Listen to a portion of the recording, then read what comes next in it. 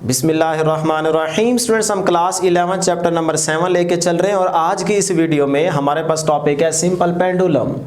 ये भी आपके इस चैप्टर का लॉन्ग क्वेश्चन है। याद रहे कि आज की इस वीडियो के लास्ट में हम इस टॉपिक से रिलेटेड और एंट्री टेस्ट के पॉइंट ऑफ व्यू से इंपॉर्टेंट MCQs डिस्कस करेंगे और मैं चाहूँगा कि ये वीडियो आप लास्ट तक ज़रूर देखें ताकि आपको फ़ायदा हो और इंशाल्लाह होगा।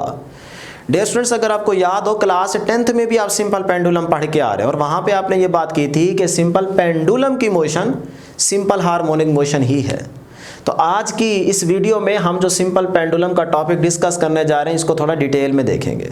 तो स्टार्ट करते हैं जी डायग्राम से कि हमारे पास एक हैवी बॉब जिसका मैस क्या है M और उसको हमने थ्रेड के एक एंड से कनेक्ट किया हुआ है और थ्रेड का दूसरा एंड जो है वो हमने एक हुक के साथ कनेक्ट किया हुआ है और हुक को हमने किसी एक फिक्स्ड स्पोर्ट के साथ अटैच किया हुआ है। डियर स्टूडेंट, थ्रेड की जो लेंथ है उसे L से रिप्रेजेंट किया गया है और इस बॉब का जो वेट होगा वो वर्टिकली डाउनवर्ड एक्ट करेगा और उसे हमने W = mg का नाम दिया हुआ है। अब डियर स्टूडेंट्स, इस वेट की वजह से इस थ्रेड या स्ट्रिंग के अंदर प्रोड्यूस होने वाली टेंशन T होगी और वो क्या होगी, वर्टिकली अपवर्ड। तो यहाँ पे आप देख सकते हैं वेट और टेंशन मैग्नीट्यूड में सेम डायरेक्शन में क्या है, अपोजिट। तो इसका मतलब आपका बॉब जो है वो मीन पोजीशन पे है या इनिशियल पॉइंट O पे है या आप कह सकते हैं रेस्ट पे है। अब डियर स्टूडेंट्स, हम जो इस टॉपिक में लेंथ यूज करेंगे वो इफेक्टिव लेंथ यूज करेंगे। इफेक्टिव लेंथ कौन सी होगी कि इस थ्रेड की लेंथ में आपने हुक की लेंथ को भी ऐड करना है और प्लस इस बॉब के रेडियस R को भी ऐड करना है। तो ये टोटल जो लेंथ बनेगी ये आपकी इफेक्टिव लेंथ कहलाएगी। क्लियर हो गया जी।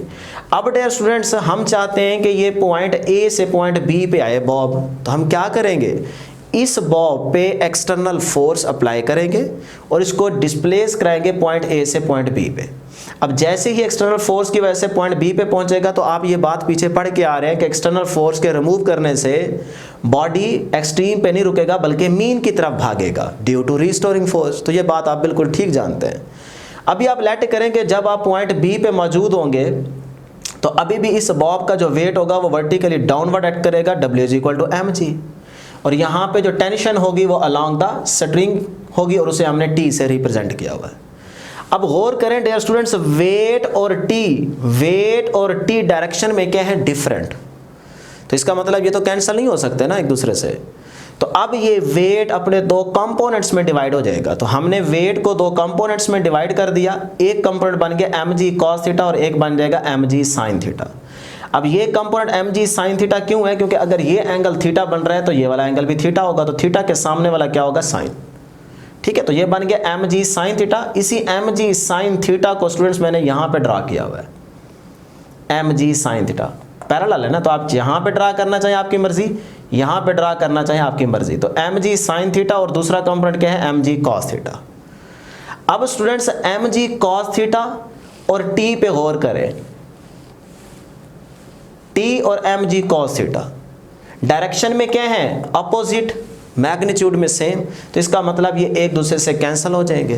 तो mg cos थीटा इस बॉब को मूव कराने में कोई रोल प्ले नहीं कर रहा, तो पीछे बच गया इस फोर्स का एक ही कंपोनेंट और वो क्या है, mg sin थीटा। तो ये इंपॉर्टेंट कंपोनेंट है, ये कंपोनेंट आपके इस बॉब को मोशन में लेके आएगा। तो अब आप यहाँ पे देख सकते हैं कि एक्सट्रीम पॉइंट से मीन की तरफ आपके बॉडी को कौन लेके जाता है, रिस्टोरिंग फोर्स। और आज यहाँ पे गौर करें, mg sin थीटा भी क्या कर रहा है, पॉइंट B से पॉइंट A की तरफ आपके बॉडी को लेके जा रहा है। तो mg sin थीटा इसका मतलब रिस्टोरिंग फोर्स के इक्वल आ रहा है। जो काम रिस्टोरिंग फोर्स कर रही थी वही mg sin थीटा कर रहा है। तो मैं कह सकता हूं कि रिस्टोरिंग फोर्स जो है वो यहाँ पे mg sin थीटा के इक्वल है। तो यहाँ पे आपसे पूछा जा सकता है कि MCQs में कि बॉब को एक्सट्रीम से मीन की तरफ कौन लेके आता है, फोर्स का कौन सा कंपोनेंट लेके आता है, ये भी पूछ सकता है वो। जिस तरह मर्जी वर्डिंग बनाए, बस आपको यहाँ पे नजर आ रहा है कि mg sin थीटा जो वेट का कंपोनेंट है ना, ये बॉब को एक्सट्रीम से मीन की तरफ लेके जा रहा है और वो रिस्टोरिंग फोर्स के इक्वल है। अब बॉब पहुंचेगा जी मीन पे, फिर मीन पे रुकेगा नहीं, दूसरे एक्सट्रीम पे पहुंचेगा ड्यू टू इनर्शिया, फिर एक्सट्रीम से मीन और फिर मीन से दोबारा पॉइंट B की तरफ आएगा तो वो अपनी एक ऑसिलेशन या वाइब्रेशन कंप्लीट कर लेगा। तो डियर स्टूडेंट्स, ये थी आपके पास डायग्राम। अब यहाँ पे क्वेश्चन ये है कि ये आइडियल पेंडुलम है कि नहीं है, हम कौन सी सिचुएशन यहाँ पे डिस्कस कर रहे हैं। तो मैं नहीं जानता कि आइडियल है कि नहीं है, अभी आपको पता लग जाएगा। अगर आप जानते हैं तो फिर इस डेफिनेशन के बाद आपने आंसर करना है। तो देखें जी, कहता है कि an ideal simple pendulum consist of a heavy point mass. Ideal pendulum की सिचुएशन बता रहा है कि ये कंडीशंस आप अप्लाई कर सकते हैं तो फिर आपका पेंडुलम आइडियल होगा, अगर नहीं कर सकते तो फिर नहीं होगा। तो इन कंडीशंस पे गौर करें। Ideal simple pendulum consist of a heavy point mass, कि जो आप बॉब यूज़ कर रहे हैं वो पॉइंट मास हो, यानी कि पॉइंट मास का मतलब है ना होने के बराबर हो उसका मास, बहुत थोड़ी वैल्यू हो उसकी मास की। अच्छा, पॉइंट मास का क्या मतलब कि उसका मास ना होने के बराबर और साथ में लिखा हुआ हैवी, इसका मतलब उसकी वैल्यू ज़्यादा हो। तो क्या ये आप ले सकते हैं पॉइंट मास? तो अगर ले सकते हैं तो फिर ठीक है, ये आइडियल होगा, अगर नहीं ले सकते तो फिर नहीं होगा।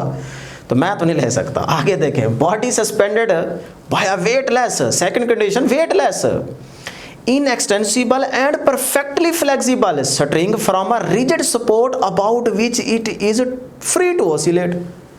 तो ये कंडीशंस आपके सामने है, मैं यहाँ पे चुप हो गया हूँ, मैं कुछ नहीं कह सकता, आपके सामने है कंडीशंस। अगर आप ये अप्लाई कर सकते हैं तो फिर ये पेंडुलम आइडियल होगा। अब अगर आप मुझसे पूछें तो भाई मेरे हाथ खड़े हैं, मैं नहीं कर सकता, और अगर आपको लग रहा है कि हम ये कर सकते हैं तो फिर आप करके देख लें, लग पता जाएगा।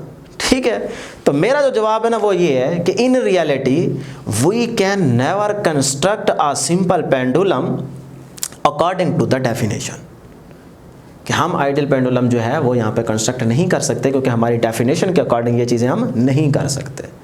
तो डियर स्टूडेंट्स, अब हम इसी पेंडुलम के अकॉर्डिंग टाइम पीरियड इसका टी कैलकुलेट करेंगे।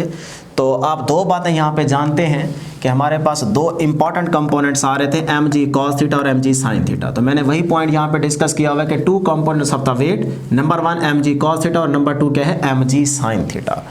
अब जो एम जी कॉस थीटा ये तो कोई रोल प्ले नहीं कर रहा, क्योंकि ये तो बॉब को मोशन में ही नहीं लेके आ रहा, तो ये इस टी से कैंसिल हो रहा था। वही बात लिख दी, M ji cos theta and T are equal and opposite to each other, so they cancel the effect of each other. इसकी कहानी होगी खत्म। पीछे बच गया नंबर 2 वाला कंपोनेंट एम जी साइन थीटा, ये बॉडी को या सिंपल पेंडुलम की मोशन के लिए रिस्पॉन्सिबल है। तो वही कंडीशन मैंने अप्लाई कर दी। अब डियर स्टूडेंट्स, आप ये जानते हैं कि restoring force on the bob is क्या है जी, minus M G sine theta के इक्वल है। रीस्टोरिंग फोर्स एम जी साइन थीटा के इक्वल है ना, तो वही बात यहाँ पे लिख दी। ये बन गई क्वेश्चन नंबर 1। अब कुछ स्टूडेंट्स यहाँ पे कंफ्यूज रहते हैं कि शायद रीस्टोरिंग फोर्स और एम जी साइन थीटा आपस में अपोजिट है, क्योंकि यहाँ पे माइनस खड़ा है। नो डियर स्टूडेंट्स, यहाँ पे नेगेटिव साइन ये शो कर रहा है कि रीस्टोरिंग फोर्स की direction towards the mean position है। क्लियर हो गया जी।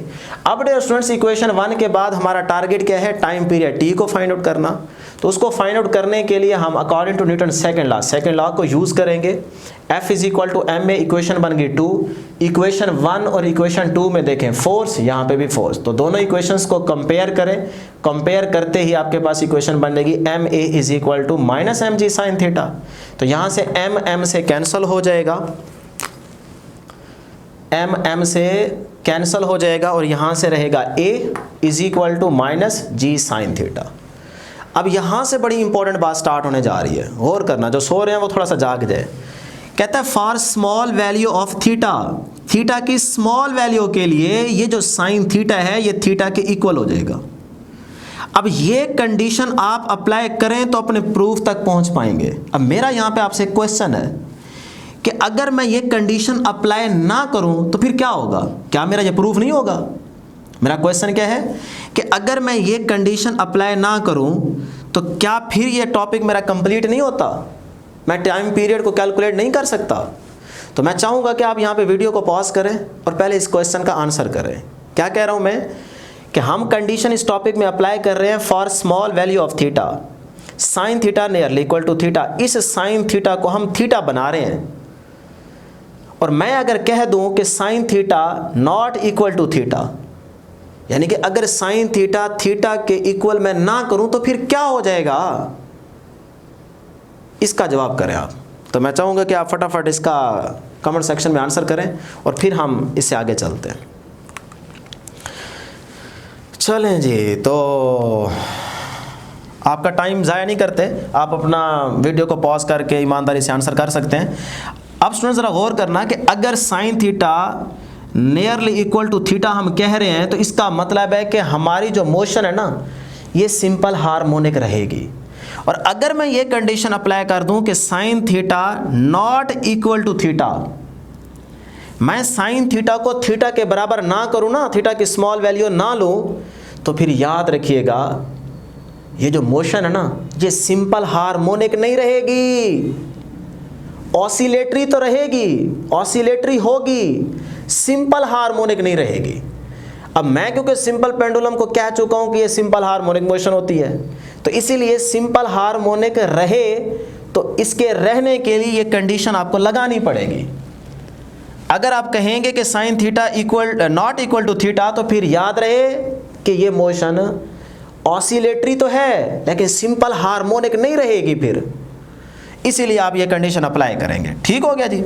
अब डियर स्टूडेंट्स हम इस साइन थीटा की जगह थीटा पुट करेंगे, तो ये इक्वेशन ए में ए आ जाएगा, माइनस का जी वैसे आ जाएगा, इस साइन थीटा की जगह क्या आ जाएगा थीटा। अच्छा, sine theta nearly equal to theta का मतलब क्या है कि थीटा की वैल्यू बहुत स्मॉल है, इतनी स्मॉल है कि आप वो साइन के फंक्शन में पुट करें तो आपका आंसर वही रहता है जो आपने थीटा लिया होता है। ठीक हो गया। अब डियर स्टूडेंट्स हम ये बात जानते हैं कि यहाँ से अगर हमें थीटा मिल जाए तो वो वैल्यू यहाँ पे पुट करके हम एक्सेलरेशन को फाइंड आउट कर सकते हैं। तो थीटा क्या होता है, चैप्टर नंबर 5 में आप पढ़ के एंगुलर डिस्प्लेसमेंट था। तो यहाँ पे इस थीटा को देखें जी, ये एंगल थीटा है। अब यहाँ से साइन थीटा ट्राइंगल आपके सामने है, साइन थीटा निकालेंगे तो परपेंडिकुलर ओवर क्या बनेगा जी, हाइपोटेन्यूज। तो यहाँ से आप निकालना चाहें आपकी मर्जी, अगर आप डायरेक्ट याद रखना चाहें तो आप ये भी डायरेक्ट याद कर सकते हैं कि theta is equal to a b. A b हमारे पास यही साइड है ना, ए से बी, और ये किस तरह की है, कर्व साइड है, और उसको हमने एस का नाम दिया हुआ है। लेकिन डियर स्टूडेंट्स आप यहाँ पे कह चुके हैं कि थीटा की वैल्यू तो बहुत स्मॉल यूज़ कर रहे हैं आप। तो चैप्टर नंबर 5 में आपको याद होगा जब थीटा की वैल्यू बहुत स्मॉल यूज़ करते हैं तो जो आपके पास आर्क लेंथ थी वो स्ट्रेट लाइन के इक्वल आ जाती थी। ऐसे ही था ना एंगुलर डिस्प्लेसमेंट को जब वेक्टर बना रहे थे। तो आज भी हमारे पास वही बात है कि अगर थीटा की वैल्यू बहुत स्मॉल है तो जो ए बी आर्क लेंथ है एस, ये एक्स के इक्वल हो जाएगी। सही है। तो मैंने यहाँ पे क्या यूज़ कर दिया जी, ए बी की जगह एक्स यूज़ कर दिया, और आपके पास डिवाइडेड बाय क्या है, लेंथ, तो ये आपके पास एल ही है, तो इस एल को आप एल ही रहने दें। तो ये थीटा किसके इक्वल आ गया जी, एक्स ओवर एल के इक्वल आ गया। अब डियर स्टूडेंट्स हम ये बात भी जानते हैं सॉरी कि a is equal to A की जगह a आ गया, is equal to minus minus आ गया, g आ गया। इस थीटा की जगह जब आप x ओवर l लिखेंगे तो मैंने उसको l को g के नीचे लिख दिया और x को अलग कर दिया। तो इसमें मेरा ख्याल है कोई मसला नहीं होना चाहिए, सिंपल आपने क्या किया, थीटा की वैल्यू यहाँ पुट कर दी है। अब यहाँ से g ओवर l क्या है आपके पास, कांस्टेंट है, तो कांस्टेंट को और इक्वालिटी के साइन को हटाकर मैं प्रोपोर्शनैलिटी का साइन यूज़ कर सकता हूँ। तो अब आप देखें a directly proportional to minus x, ये इक्वेशन क्या बता रही है कि ये जो पेंडुलम की मोशन हम लेके चल रहे हैं ये तो बेसिकली सिंपल हार्मोनिक मोशन है, क्योंकि सिंपल हार्मोनिक मोशन में भी तो रिजल्ट यही आया था ना। तो इसका मतलब आपने 10th में वो बात ठीक की थी कि सिंपल पेंडुलम की मोशन सिंपल हार्मोनिक मोशन ही होती है। अब डियर स्टूडेंट्स जब हम ये बात जानते हैं कि पेंडुलम की मोशन सिंपल हार्मोनिक मोशन ही है, तो सिंपल हार्मोनिक मोशन में आप ये बात भी जानते हैं कि एक्सेलरेशन जो a होता है वो माइनस ओमेगा स्क्वायर एक्स के इक्वल होता है। तो ये बन गई इक्वेशन नंबर 5। आप इक्वेशन 5 में देखें एक्सेलरेशन है और इक्वेशन 4 में भी देखें एक्सेलरेशन a है। तो इन दोनों इक्वेशंस को कंपेयर करेंगे तो ये बनेगा minus omega square x is equal to minus g over l into x. तो माइनस माइनस से कैंसिल हो जाएगा, एक्स से कैंसिल हो जाएगा, तो यहाँ से आपको मिलेगा omega square is equal to G over L. आप taking square root on both side, तो omega is equal to square root ji over L बन गई क्वेश्चन नंबर 6। हमें ओमेगा की वैल्यू चाहिए थी, ओमेगा मिल गया। अब हमें टाइम पीरियड फाइंड आउट करना था, याद है ना, तो t is equal to 2 pi over omega होता है। ओमेगा आपको यहाँ से मिल चुका है, तो ओमेगा की वैल्यू पुट करें, t is equal to 2 pi square root L over g आ जाएगा। ये आपके पास टाइम पीरियड का रिजल्ट आ गया। तो ये क्या है, सिंपल पेंडुलम का टाइम पीरियड। अब टाइम पीरियड अगर आपके पास ये है तो फ्रीक्वेंसी आप जानते हैं f is equal to 1 over t होता है, तो t की वैल्यू पुट करें, फ्रीक्वेंसी आ जाएगी 1 ओवर 2 पाई स्क्वायर रूट जी ओवर एल। तो ये डियर स्टूडेंट्स हमारा टॉपिक कंप्लीट हो चुका है। अब अगर इन फार्मूलाई से आप MCQs बनाना चाहें बोर्ड के पॉइंट ऑफ व्यू से, तो वो ये बन सकते हैं कि फैक्टर्स अफेक्टिंग टाइम पीरियड, कि यहाँ से देखिए ये जो टाइम पीरियड है ना वो किन फैक्टर्स पे डिपेंड कर रहा है और किन फैक्टर्स पे डिपेंड नहीं कर रहा। तो आपके सामने है डिपेंडेंस क्या है जी, नंबर 1 टाइम पीरियड लेंथ पे डिपेंड कर रहे हैं, और दूसरा पॉइंट क्या है, acceleration due to gravity. Okay, अब जी टाइम पीरियड किन फैक्टर्स पर डिपेंड नहीं करेगा, तो 2 पॉइंट उसके लिए भी याद रखिएगा। जो बॉब का मैस आपने लिया था ना, चाहे ये छोटा लें चाहे बड़ा लें, टाइम पीरियड पे फर्क नहीं पड़ेगा। तो इसका मतलब टाइम पीरियड जो है वो मैस ऑफ द बॉब पे डिपेंड नहीं करता, और नंबर 2 एम्पलीट्यूड पे भी डिपेंड नहीं करता। एम्पलीट्यूड का मतलब ये है कि एक दफ़ा आपने जो भी मैस ले रखा है, एक दफ़ा आप यहाँ से उसको मूव कराएं, ऑसिलेट करवाएं, फिर आप एम्पलीट्यूड बढ़ा दें, यहाँ से उसको छोड़ें, मूव कराएं, ऑसिलेट करवाएं, तो आप दोनों कंडीशंस में देखेंगे तो आपका टाइम पीरियड एक जैसा आएगा। तो इसका मतलब टाइम पीरियड एम्पलीट्यूड पे डिपेंड ही नहीं करता, और ये हम इंशाल्लाह प्रैक्टिकल में जब कर रहे होते हैं तो आपको ये बात बताते हैं। अब डियर स्टूडेंट्स टॉपिक एंड हो चुका है, लेकिन इस फार्मूले से आपको ये बात नज़र आ रही है कि t directly proportional to the square root l और t inversely proportional to the under root g। तो यहाँ से अगर वो आपसे ग्राफ पूछ ले, कि पहला ग्राफ आपसे पूछ सकता है t और l, स्टेटमेंट तो वो बना देगा ना, लेकिन हम यहाँ पे क्योंकि मैं आपको पॉइंट बता रहा हूँ तो इसीलिए आपने याद रखना है t और l के बीच में ग्राफ कैसा बनेगा। टाइम पीरियड t को आपने अलॉन्ग y एक्सिस वर्टिकली लिया हुआ है और अलॉन्ग x एक्सिस आपने l को यूज़ किया हुआ है। तो आप मुझे बताएं t और l के बीच में ग्राफ कैसे बनेगा। तो आप चेक कर लें, यहाँ पे देख सकते हैं जी, यहाँ से स्क्वायर रूट ख़त्म करेंगे तो ये बन जाएगा t का स्क्वायर, ऐसी है ना, तो t का स्क्वायर और यहाँ से डायरेक्टली का साइन वैसे, और इधर से आ जाएगा l, क्योंकि l से स्क्वायर रूट ख़त्म होगी ना, taking square on both side. तो अब आप यहाँ पे देख लें कि आपके पास ग्राफ कैसे बनेगा। तो इसके लिए याद रखिएगा कि आपके पास इंक्रीजिंग कर्व बनेगी, ये ग्राफ बनेगा। ठीक है जी, पहला पॉइंट आपको क्लियर हो गया कि अगर वो t और l के बीच में ग्राफ पूछे तो ये ग्राफ याद रख ले, और ये आपके सामने है रिलेशन। अब है जी t directly proportional to 1 over square root g, तो इस फार्मूले को भी याद रखना है। लेकिन सेकंड ग्राफ को देखें, इस साइड पे क्या है t का स्क्वायर और इस साइड पे क्या है l, t स्क्वायर और यहाँ पे क्या है l, l directly proportional to t square. तो यहाँ पे t स्क्वायर ही है और वहाँ पे l है, तो फिर ग्राफ कैसे बनेगा, डायरेक्ट रिलेशन है तो स्ट्रेट लाइन बनेगा। तो इसका मतलब सेकंड ग्राफ में अगर वो t स्क्वायर और l के बीच में ग्राफ पूछे तो फिर क्या बनेगी, स्ट्रेट लाइन बनेगी।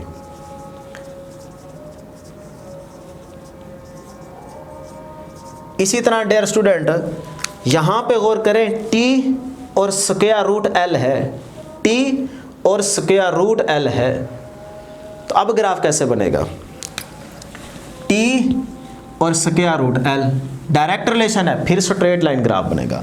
तो इसका मतलब यहाँ पे भी स्ट्रेट लाइन आएगी। इसी तरह अगर d में देखें, t और यहाँ पे क्या है 1 ओवर स्क्वायर रूट g, तो t directly proportional to 1 over square root g, तो इसका मतलब डायरेक्ट रिलेशन है, स्ट्रेट लाइन ग्राफ बनेगा। तो ये भी क्या बनेगा, स्ट्रेट लाइन। इसी तरह डियर स्टूडेंट्स यहाँ पे देखें, चाहे आप यहाँ पे ये t ले लें, g उधर ले लें, या फिर g इधर रहने दें, t इधर रहने दें। अब बताएं कि g और t के बीच में ग्राफ कैसे बनेगा। तो रिलेशन आपके सामने है, दोनों साइड्स पे आप स्क्वायर रूट लेंगे, सॉरी स्क्वायर लेंगे, स्क्वायर रूट ना स्क्वायर लेंगे, यहाँ पे भी स्क्वायर लेंगे, तो इसको उधर ले, इसको उधर ले जाए, तो ये मेरा ख्याल है कि आपके पास क्या बन जाएगा, t का स्क्वायर और इधर से 1 ओवर g। देखें इनवर्स रिलेशन आ रहा है ना, लेकिन t के ऊपर स्क्वायर आ रहा है, तो इसका मतलब इसी चीज़ को देखते हुए क्या कर दें, उलट कर दें, तो ये आपके पास ग्राफ बनेगा। इस तरह से स्टूडेंट्स आपने ग्राफ याद रखना है। अब हम चलते हैं इंपॉर्टेंट MCQs की तरफ। डियर स्टूडेंट्स अब हमारे पास इस स्लाइड के अंदर कुछ इंपॉर्टेंट MCQs हैं जिनको हम डिस्कस कर लेते हैं। सबसे पहले एक शॉर्ट क्वेश्चन है जी, डिफाइन सेकंड पेंडुलम। तो it is that simple pendulum whose time period of vibration is 2 second. तो ये आपके पास सेकंड पेंडुलम की डेफिनेशन है। अब वो सेकंड क्वेश्चन भी पूछ सकता है, MCQs भी बन सकता है यहाँ से कि सेकंड पेंडुलम की लेंथ क्या होगी। तो हम जानते हैं t is equal to 2 pi square root l over g formula होता है, तो यहाँ से आप स्क्वायर लें और l को अलग कर लें, तो l is equal to g t square और 4 पाई स्क्वायर वैल्यूज पुट करेंगे, आंसर आएगा लेंथ का 0.99 मीटर। अब ये वैल्यू आपको याद रखनी है और यही value nearly equal to 1 metre भी हो सकती है। सेंटीमीटर में 99.3 सेंटीमीटर बनेगा, तो वो सेंटीमीटर में पूछे या मीटर में पूछे, आपने ये सेकंड पेंडुलम की लेंथ की वैल्यू याद रखनी है और इस तरह से आपको प्रूफ भी आना चाहिए। डियर स्टूडेंट्स नेक्स्ट वो आपसे फ्रीक्वेंसी भी पूछ सकता है सेकंड पेंडुलम की। तो F is equal to 1/t, t की जगह 2 तो 0.58 सेकंड पेंडुलम की फ्रीक्वेंसी आ जाएगी। अब स्टूडेंट्स आप चैप्टर नंबर 4 पढ़ के आ रहे होंगे, तो चैप्टर नंबर 4 जब आपने पढ़ा है वर्क डन का, तो वो यहाँ से पूछ सकता है कि जब pendulum simple harmonic motion perform कर रहा होगा तो तब वो अपनी एक वाइब्रेशन जब कंप्लीट करता है तो तब वर्क डन किसके इक्वल होता है। तो इसी से रिलेट करते हुए यहाँ पे हमने पॉइंट बनाया है आपके लिए कि in the absence of air resistive या resistive force, in the absence of resistive force the work done by a simple pendulum in one complete oscillation, जब वो अपनी एक ऑसिलेशन कंप्लीट करता है तब आप बताएं रेजिस्टिव फोर्स की गैर मौजूदगी में वर्क डन किसके इक्वल होगा। तो डियर स्टूडेंट्स आप जानते हैं कि पोजीशन में चेंज नहीं आएगा, जब वो अपनी एक ऑसिलेशन कंप्लीट करेगा तो वर्क डन क्या हो जाएगा, 0। ठीक है जी, आप 0 के ऑप्शन सेलेक्ट करेंगे। अब आप स्टूडेंट्स चैप्टर नंबर 5 पढ़ के आ रहे हैं, तो चैप्टर नंबर 5 में रियल एंड अपीयरेंट वेट का टॉपिक आपने बड़ी डिटेल में डिस्कस किया था।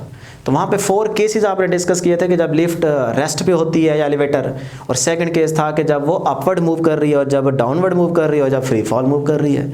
तो इन 4 केसेस को जहन में रखते हुए इस टॉपिक से रिलेटेड आपको वो 4-5 MCQs बना के दे सकता है। तो हमने आपके लिए यहाँ पे तैयार किए, आप देखिएगा। मैंने लिखा है कि रीमेंबर, याद रखिएगा। पहला केस ए क्या है, if the lift is at rest or moving with constant velocity, अगर लिफ्ट रेस्ट पे है या मूव कर रही है कांस्टेंट वेलोसिटी के साथ, चाहे अपवर्ड चाहे डाउनवर्ड, तब time period t is equal to 2 pi square root L over G रहेगा और frequency F is equal to 1/2 pi square root G over L रहेगी। सेकंड केस क्या कहता है, if the lift is moving upward with constant acceleration, अब move कर रही है लिफ्ट अपवर्ड कांस्टेंट एक्सेलरेशन के साथ, तब टाइम पीरियड क्या होगा। तो डियर स्टूडेंट्स याद रखिएगा t is equal to 2 pi, upward move कर रही है ना, तो L ओवर G के अंदर आप क्या करेंगे, A को ऐड कर देंगे, क्योंकि अब तो एक्सेलरेशन है ना, तो A ऐड हो जाएगा। इसी तरह यहाँ पे फ्रीक्वेंसी क्या हो जाएगी, उलट G plus A divide by L। Next case हमारे पास यही है, लेकिन यहाँ पे लिखा हुआ है मूविंग अपवर्ड, अब क्या आ जाएगा, डाउनवर्ड विद कांस्टेंट एक्सेलरेशन। तो फिर उसके लिए क्या करेंगे, आप एक्सेलरेशन को माइनस कर देंगे, तो ये बन जाएगा L over G minus A, और यही चीज़ उधर जाके क्या बनेगी, फ्रीक्वेंसी में G minus A divide by L। अब dear students last important case आ गया कि if the lift is moving downward with acceleration A is equal to G, या फिर यहाँ पे वो फ्री फॉल का वर्ड भी यूज कर सकता है। तो इस केस में आपके पास T किसके इक्वल होगा, देखें L over G minus, downward है ना, फ्री फॉल भी डाउनवर्ड ही होता है, तो G माइनस A किसके इक्वल है, G के, तो यहाँ पे G लिख दें, G से कैंसल 0, तो something over 0 is called infinity, तो ये आ गया जी इन्फिनिटी के इक्वल। ठीक है, तो टाइम पीरियड क्या होगा, इन्फिनिटी के इक्वल हो जाएगा।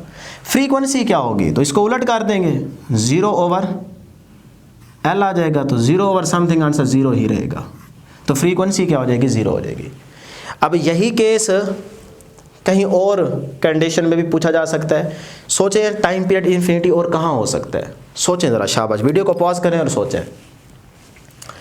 अगर स्टूडेंट्स आप अर्थ के सेंटर की बात करें, तो अर्थ के सेंटर पे G की वैल्यू क्या होती है, 0, तो टाइम पीरियड अगर हमसे पूछे वो अर्थ के सेंटर पे जी पेंडुलम पड़ा है, बताएं उसका टाइम पीरियड क्या होगा, तो वो तो ऑसिलेट ही नहीं कर रहा होगा ना, तो T क्या हो जाएगा, इन्फिनिटी हो जाएगा। कैसे, T is equal to 2 pi square root L over G है ना, तो G की value 0, something over 0 is called infinity. तो देखें यहाँ पे भी टाइम पीरियड क्या हो रहा है, इन्फिनिटी हो रहा है। फ्रीक्वेंसी क्या हो जाएगी, 0। अच्छा, इसी तरह और एक सोचें जी, कहाँ पे टाइम पीरियड इन्फिनिटी हो सकता है। अगर मैं कहूँ कि पेंडुलम को हम इन्फिनिटी पे ही रख देते हैं, तो फिर भी तो वो ऑसिलेट नहीं करेगा ना, तो इसका मतलब वहाँ पे भी आपके पास टाइम पीरियड क्या हो जाएगा, देखें ना, अगर आप इन्फिनिटी पे रखेंगे तो G की वैल्यू क्या हो जाएगी इन्फिनिटी पे, 0, तो यहाँ 0 पुट करेंगे तो something over 0 is called infinity, तो टाइम पीरियड वहाँ पे भी क्या होगा, इन्फिनिटी होगा, और फ्रीक्वेंसी की वैल्यू 0 होगी। तो ये 3-4 इंपॉर्टेंट MCQs है कि कहाँ कहाँ टाइम पीरियड इन्फिनिटी होगा और फ्रीक्वेंसी 0 होगी, तो ये हमने डिस्कस किया है। उसके बाद डियर स्टूडेंट्स आप ये भी जानते हैं कि पोल पे G की वैल्यू ज़्यादा होती है कंपैरेटिवली इक्वेटर के, तो अगर इक्वेटर के कंपैरेटिवली पोल पे G की वैल्यू ज़्यादा होती है तो वो टाइम पीरियड पूछ सकता है। तो फिर याद रखिएगा टाइम पीरियड क्योंकि G के इन्वर्सली है, तो फिर पोल्स पे टाइम पीरियड कम होगा कंपैरेटिवली इक्वेटर के। इसी तरह डियर स्टूडेंट्स हम ये भी जानते हैं कि अर्थ पे जो जी की वैल्यू होती है वो मून पे जी की वैल्यू से ग्रेटर होती है। तो मून पे वैल्यू क्या होती है, g/6।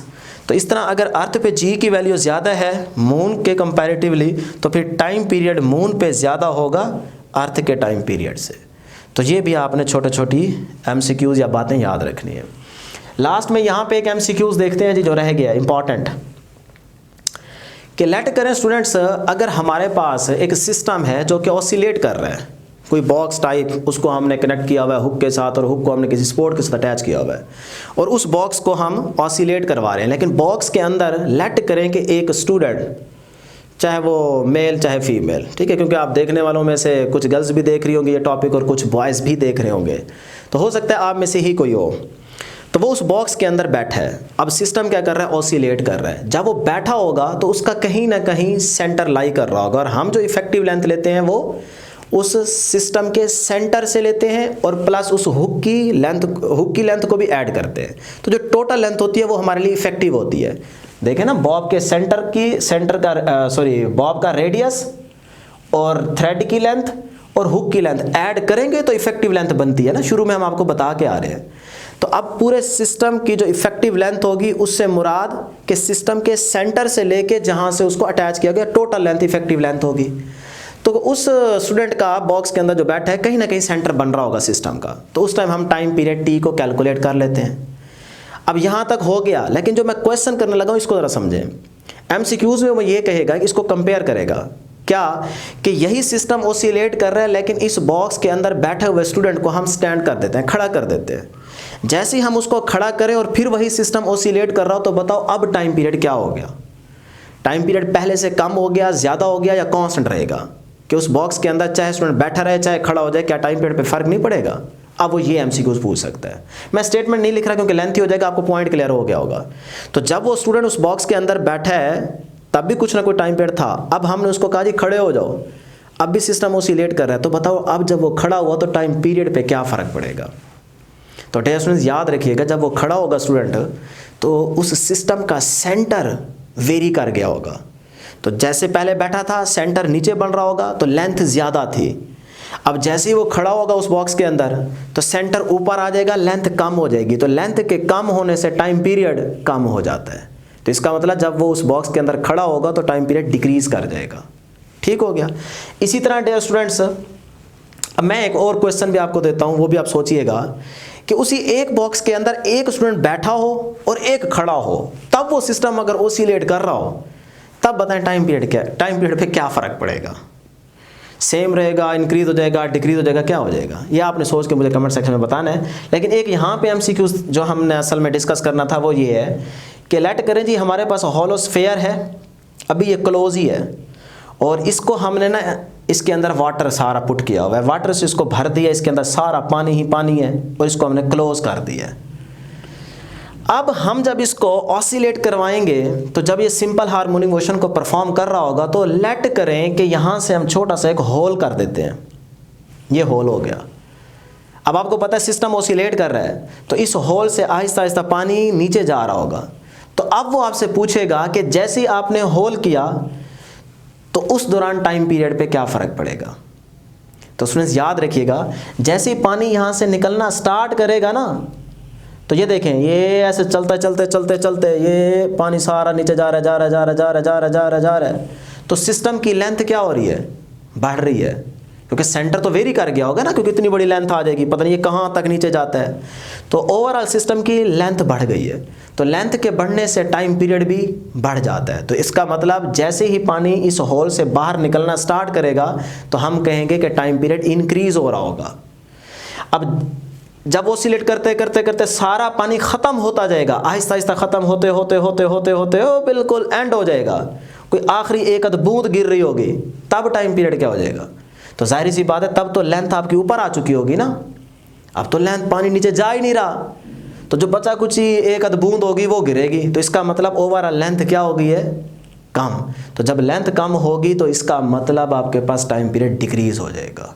तो इस तरह वो डिफरेंट सिचुएशंस में आपसे MCQs पूछ सकता है। आपने सिर्फ याद रखना है इफेक्टिव लेंथ यूज़ करनी है, और इफेक्टिव लेंथ का मतलब आपने सेंटर से, बॉडी या सिस्टम के सेंटर से लेंथ लेनी है। क्लियर हो गया जी। तो ये थी स्टूडेंट्स हमारे पास आज की डिस्कशन।